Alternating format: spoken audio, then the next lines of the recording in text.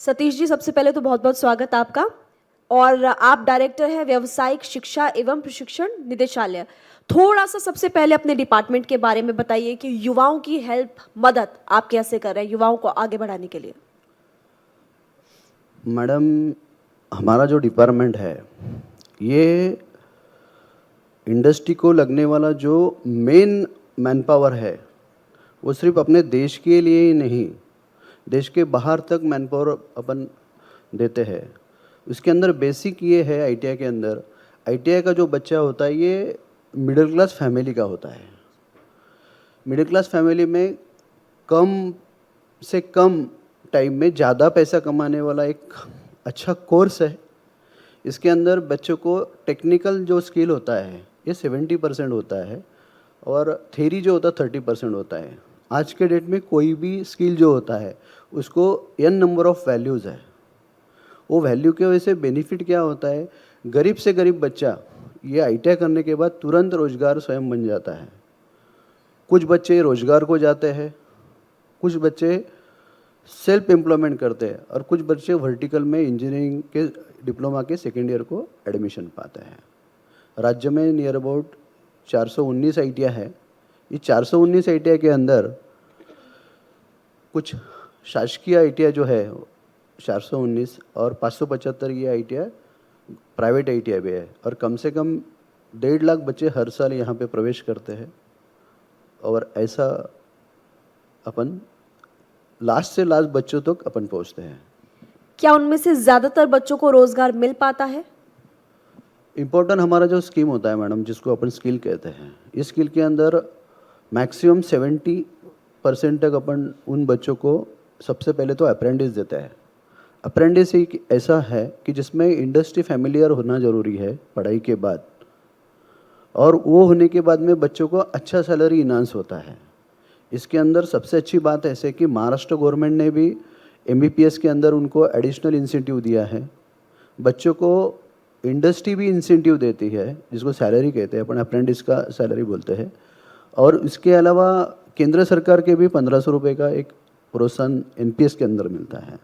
तो उसके वजह से बच्चे उसको ज़्यादा प्रेफर करते हैं। और आईटीआई का सही प्रमाण पत्र जो होता है वो अप्रेंटिस होने के बाद ही वो कंप्लीशन होता है, और वो जो प्रमाण पत्र होता है वो हर देश के लिए रिकॉग्नाइज है। बहुत बहुत शुक्रिया, आपका विभाग बहुत अच्छा काम कर रहा है। Thank you so much. और इसी तरह से आप बच्चों की मदद करते रहिए। Satish Suryavanshi ji, thank you so much. Thank you ma'am, thank you.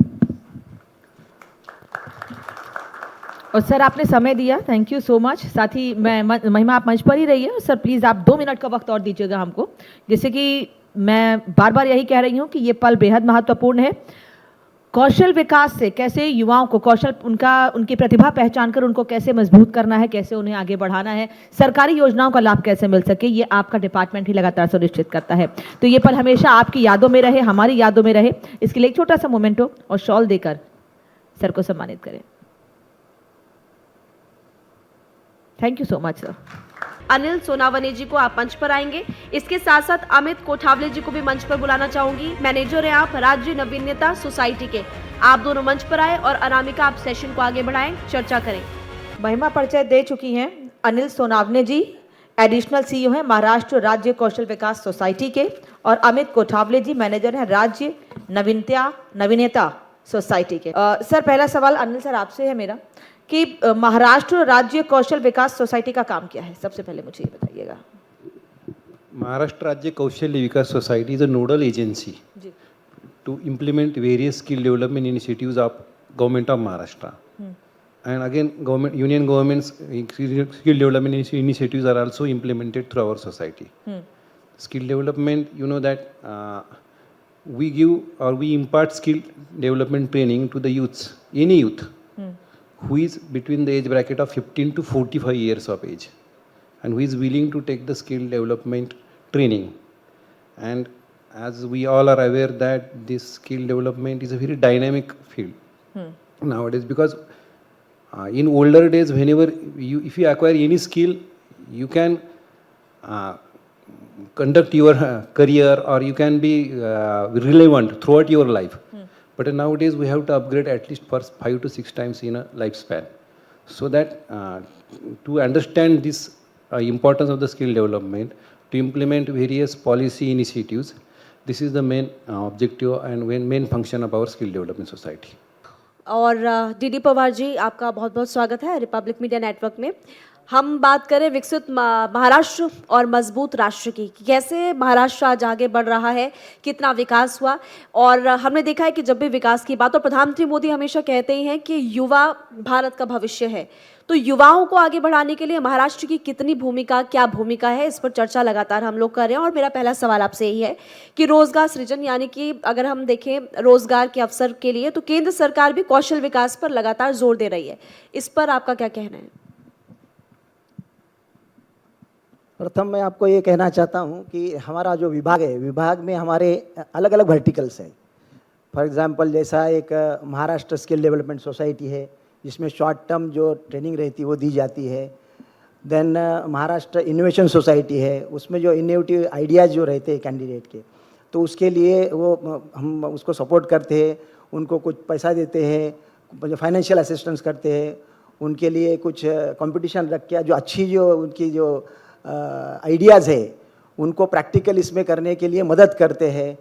Then तीसरा वर्टिकल हमारा है महाराष्ट्र स्किल यूनिवर्सिटी, तो उसमें जो लॉन्ग टर्म के जो भी है स्किल के कोर्सेस वो सिखाए जाते हैं। Then director of vocational education and training ये भी है, जिसमें ITI कवर हो जाता है। उसके अंदर ITI में भी 1 साल से 2 साल के जो भी कोर्सेस है कौशल विकास के, तो वो दिए जाते हैं, वहाँ पे उनका ट्रेनिंग दिया जाता है। और लास्ट में जो आता है, जो मेरा विभाग है जो आयुक्तालय हमारा एम्प्लॉयमेंट का, तो ये जो भी कौशल होता है तो उनको फाइनली क्या है कि एक उनको तो सेल्फ एम्प्लॉयमेंट मिलना चाहिए या फिर एम्प्लॉयमेंट मिलना चाहिए, यही फाइनल गोल है। तो इसके लिए हम लोग मदद करते हैं। तो हम लोग अलग अलग जॉब फेयर लेते हैं और उसमें इन लोगों को सबको बुलाते हैं, जो कौशल जिन्होंने लिया हुआ है उनको लेके वहाँ कंपनी उसको पूरा बुला के फिर वहाँ पे उनका दोनों एक प्लेटफॉर्म में लाके उनको जॉब या सेल्फ एम्प्लॉयमेंट मिला के देते हैं। तो कौशल विकास के अलग अलग और बहुत सारी स्कीम है, अगर आप बात कर जाए तो 1 घंटा भी कम पड़ेगा। वही मैं आपसे सवाल अगला पूछने वाली थी कि सरकार की तरफ से कई योजनाएं चलाई जा रही है, क्या उसका जिक्र आप यहाँ पर कर सकते हैं जिसका फायदा युवाओं को मिल सके? हाँ जी, हाँ जी।